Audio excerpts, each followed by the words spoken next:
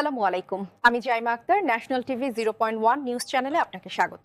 শুরুতেই জানাবো আজকের গুরুত্বপূর্ণ আপডেট সংবাদগুলোর শিরোনাম। মধ্যপ্রাচ্যের দিকে এগোচ্ছে আরেকটি মার্কিন বিমানবাহী রণতরী।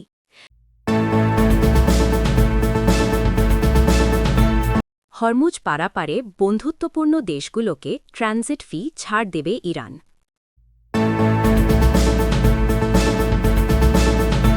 গোপন তথ্য ফাঁস করায় মার্কিন সেনার বিরুদ্ধে মামলা।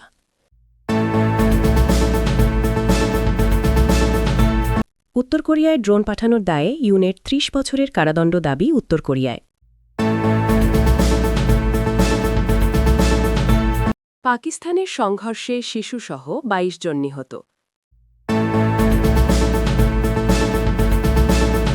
এই ছিল আজকের আলোচিত সংবাদ শিরোনামগুলো। এখন বিস্তারিত সংবাদে আসছি, তবে তার আগে অনুরোধ রইল প্রতিদিনের আপডেট সংবাদগুলো সবার আগে পেতে ভিডিওটিতে একটি লাইক দিয়ে চ্যানেলটি সাবস্ক্রাইব করুন এবং কমেন্টে জানিয়ে দিন আপনি কোন জায়গা বা কোন দেশ থেকে আমাদের সংবাদগুলো দেখছেন।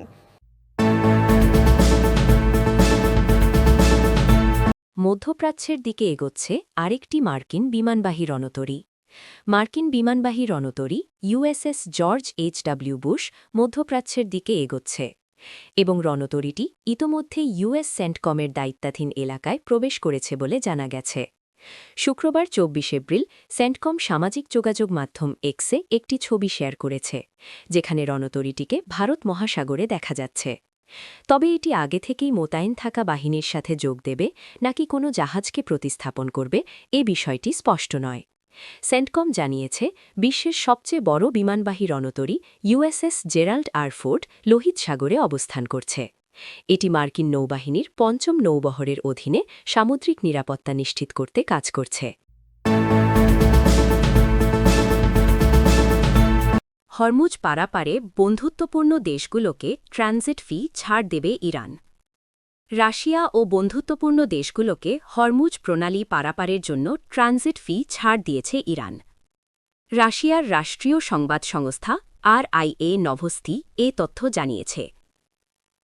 মস্কোতে নিযুক্ত ইরানের রাষ্ট্রদূত কাজেম জালালি সংবাদ মাধ্যমটিকে বলেন, আমরা কিছু দেশের জন্য ছাড় দিয়েছি, ভবিষ্যতে কি হবে তা আমি জানি না। ইনি আরও বলেন, এই মুহূর্তে আমাদের পররাষ্ট্র মন্ত্রণালয় বন্ধুত্বপূর্ণ দেশগুলোর জন্য দেয়া এই ছাড়গুলো, যেমন রাশিয়া, ব্যবহার করার চেষ্টা করছে। ইরানের বিরুদ্ধে যুক্তরাষ্ট্র ইসরায়েল যুদ্ধের প্রেক্ষাপটে তেহরান হরমুজ প্রণালীতে জাহাজ চলাচলের উপর শুল্ক আরোপের পরিকল্পনা ঘোষণা করেছে।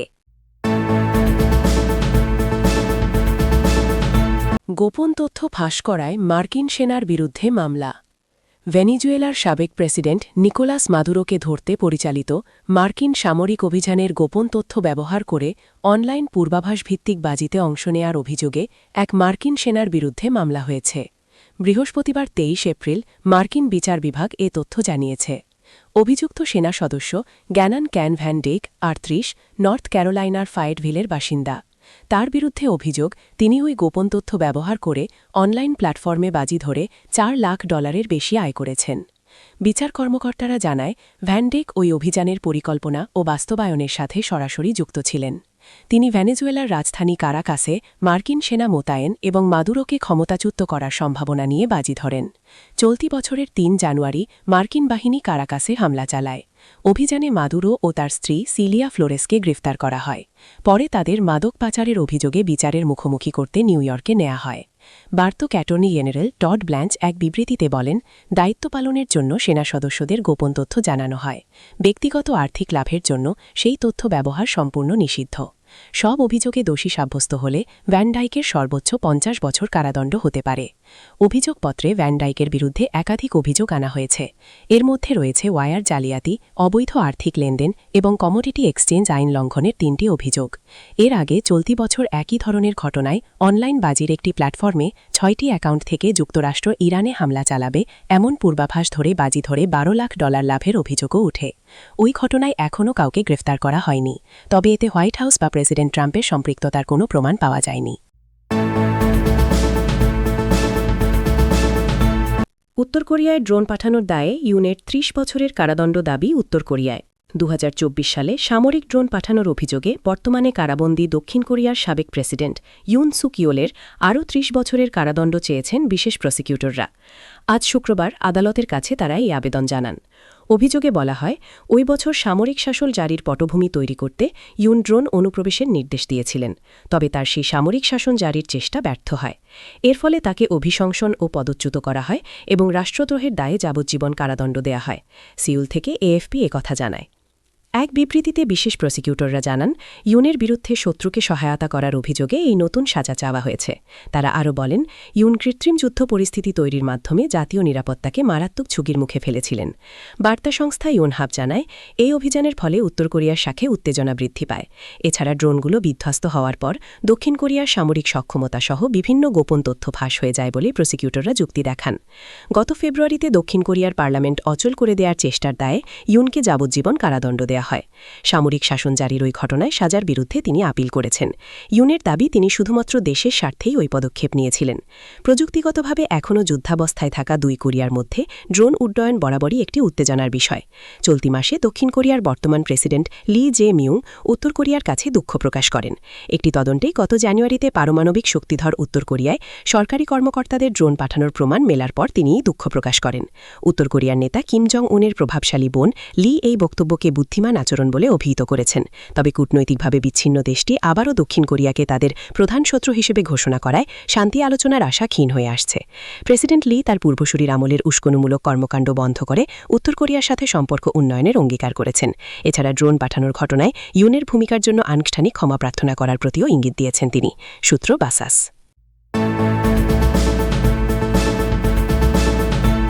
পাকিস্তানের সংঘর্ষে শিশুসহ ২২ জন নিহত। পাকিস্তানের উত্তর পশ্চিমাঞ্চলে চলতি সপ্তাহে নিরাপত্তা বাহিনীর সাথে সংঘর্ষে ২২ জন সন্দেহভাজন চরমপন্থী নিহত হয়েছেন। এ সময় দুই পক্ষের গোলাগুলির মাঝখানে পড়ে এক শিশুর মৃত্যু হয়েছে। শুক্রবার দেশটির সামরিক বাহিনী এ তথ্য জানিয়েছে। পেশোয়ার থেকে এ খবর দিয়েছে এএফপি। সামরিক বাহিনীর জনসংযোগ শাখার এক বিবৃতিতে বলা হয়, গত মঙ্গলবার নিরাপত্তা বাহিনী ও আইন প্রয়োগকারী সংগঠন একটি যৌথ সামরিক অভিযান পরিচালনা করে।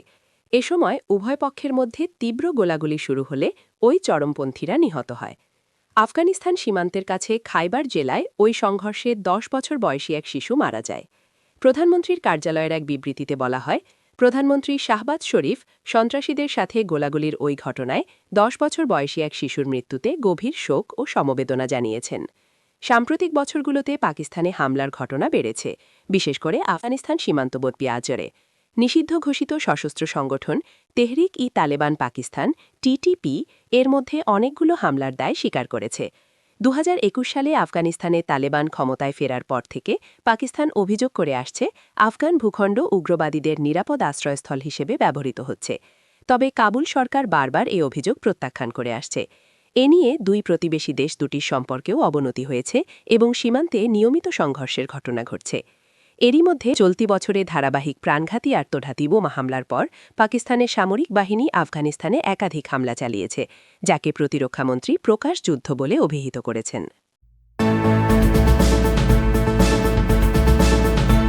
মধ্যপ্রাচ্যের দিকে এগোচ্ছে আরেকটি মার্কিন বিমানবাহী রণতরী। মার্কিন বিমানবাহী রণতরী ইউএসএস জর্জ এইচ.ডব্লিউ. বুশ মধ্যপ্রাচ্যের দিকে এগোচ্ছে এবং রণতরীটি ইতোমধ্যে ইউএস সেন্টকমের দায়িত্বাধীন এলাকায় প্রবেশ করেছে বলে জানা গেছে। শুক্রবার ২৪ এপ্রিল সেন্টকম সামাজিক যোগাযোগ মাধ্যম এক্সে একটি ছবি শেয়ার করেছে, যেখানে রণতরীটিকে ভারত মহাসাগরে দেখা যাচ্ছে। তবে এটি আগে থেকেই মোতায়েন থাকা বাহিনীর সাথে যোগ দেবে নাকি কোনো জাহাজকে প্রতিস্থাপন করবে, এ বিষয়টি স্পষ্ট নয়। সেন্টকম জানিয়েছে, বিশ্বের সবচেয়ে বড় বিমানবাহী রণতরী ইউএসএস জেরাল্ড আর ফোর্ড লোহিত সাগরে অবস্থান করছে। এটি মার্কিন নৌবাহিনীর ৫ম নৌবহরের অধীনে সামুদ্রিক নিরাপত্তা নিশ্চিত করতে কাজ করছে। হরমুজ পারাপারে বন্ধুত্বপূর্ণ দেশগুলোকে ট্রানজিট ফি ছাড় দেবে ইরান। রাশিয়া ও বন্ধুত্বপূর্ণ দেশগুলোকে হরমুজ প্রণালী পারাপারের জন্য ট্রানজিট ফি ছাড় দিয়েছে ইরান। রাশিয়ার রাষ্ট্রীয় সংবাদ সংস্থা RIA নভোস্তি এ তথ্য জানিয়েছে। মস্কোতে নিযুক্ত ইরানের রাষ্ট্রদূত কাজেম জালালি সংবাদ মাধ্যমটিকে বলেন, আমরা কিছু দেশের জন্য ছাড় দিয়েছি, ভবিষ্যতে কি হবে তা আমি জানি না। ইনি আরও বলেন, এই মুহূর্তে আমাদের পররাষ্ট্র মন্ত্রণালয় বন্ধুত্বপূর্ণ দেশগুলোর জন্য দেয়া এই ছাড়গুলো, যেমন রাশিয়া, ব্যবহার করার চেষ্টা করছে। ইরানের বিরুদ্ধে যুক্তরাষ্ট্র ইসরায়েল যুদ্ধের প্রেক্ষাপটে তেহরান হরমুজ প্রণালীতে জাহাজ চলাচলের উপর শুল্ক আরোপের পরিকল্পনা ঘোষণা করেছে।